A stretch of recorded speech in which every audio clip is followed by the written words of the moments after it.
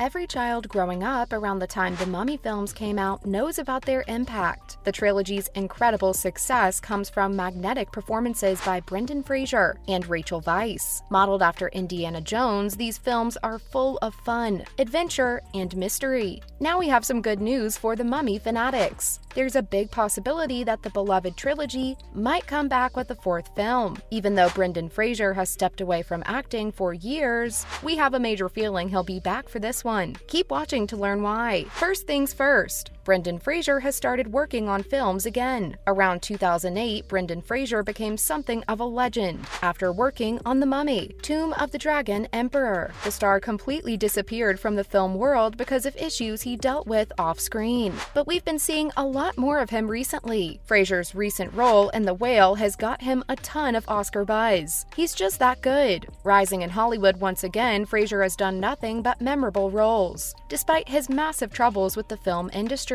his recent roles not only earn him standing ovations, but also show his merits as an actor. This makes us believe he might agree to another film for the Mummy trilogy. It's been over a decade since The Mummy 3 received a cold shoulder after its release. The films that came before it were absolute blockbusters, but the mistakes from this one might help the fourth film overcome any challenges from the past. Right now, Hollywood is eager to capitalize on the nostalgia trend by bringing older, successful trilogies to life. Bringing a fourth The Mummy film on the table might mean our Rick O'Connell might very well still be Brendan Fraser. Looking back, The Mummy and Brendan Fraser go way back because the franchise gave him his big break. When you owe your success to a franchise, you feel differently about it because it becomes such a big reason for your spot in the limelight. Brendan Fraser landed in the spotlight when he first starred in the Mummy franchise. It skyrocketed him to fame and made him the most beloved face of the 90s hit films like George of the Jungle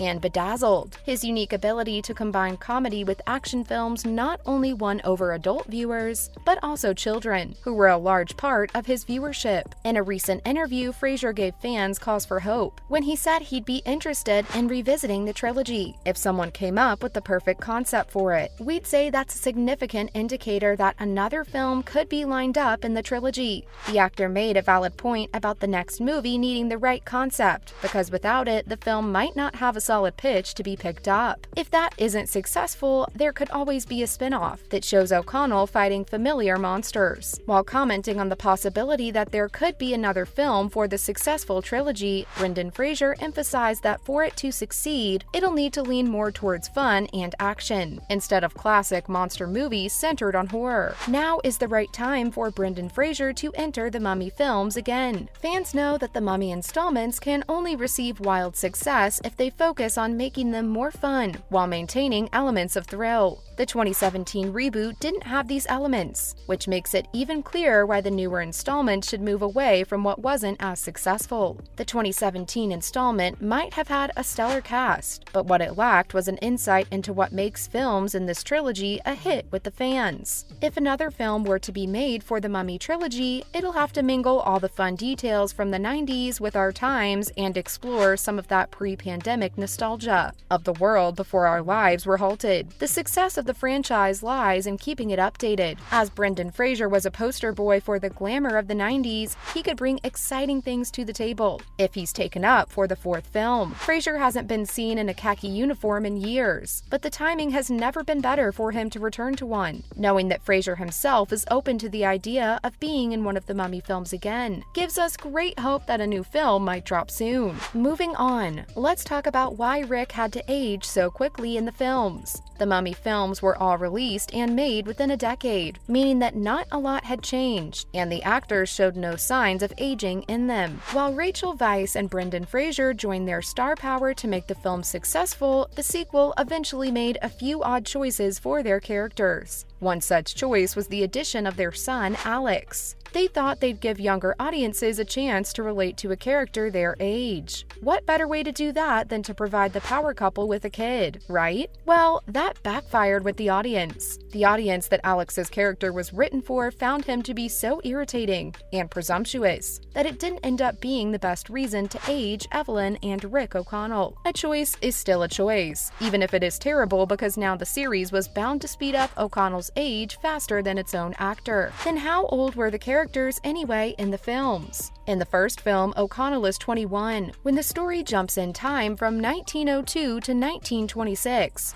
He's written to be around 23 or 24 years old, while Evelyn is either 22 or 23. When it came time for Alex to be introduced in the sequel, it meant aging up the character to their 30s. When The Mummy, The Tomb of the Dragon Emperor was made, they had to age the characters to 43 or 44. This meant that Fraser was still younger than his character by a margin of 3 or 4 years. It's a little ridiculous that this had to introduce the character of Alex into the films, which wasn't even well received. Still, the upside to this narrative choice is that it might make the perfect case to bring Fraser back on the installments. Even though the Mummy trilogy has made giant leaps of aging for its characters, Brendan Fraser himself hasn't aged all that much. You'll see what we mean while watching his character in The Whale. Right now, the actor is in his early 50s. If there's going to be a fourth installment to The Mummy, it's probably going to set O'Connell in his 60s. We think Brendan Fraser could easily pull it off if Harrison Ford could do it. Next up, the story behind the 20-year gap. 20 years ago, Fraser was among Hollywood's most profitable action stars. Things are looking up for the actor again as he sets out to work with notable names like Leonardo DiCaprio and Martin Scorsese on the upcoming film Killers of the Flower Moon. You may wonder what made such a big star go on a 20-year break. We'll answer that pressing question. Keep watching. In the summer of 2003, when Brendan Fraser was at the height of success, he encountered a troubling event. While attending a luncheon, the president of the Hollywood Foreign Press Association, HFPA, Philip Burke,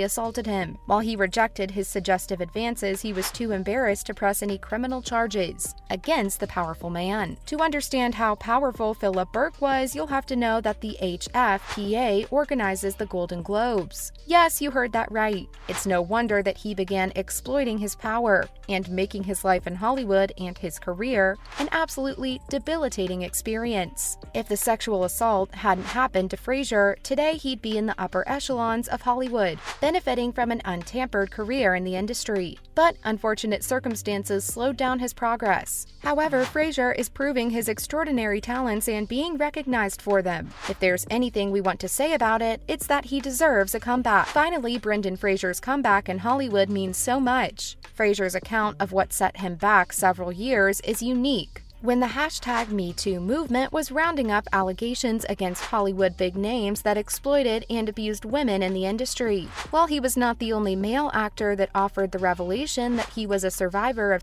assault, he was one of the most notable ones to do so.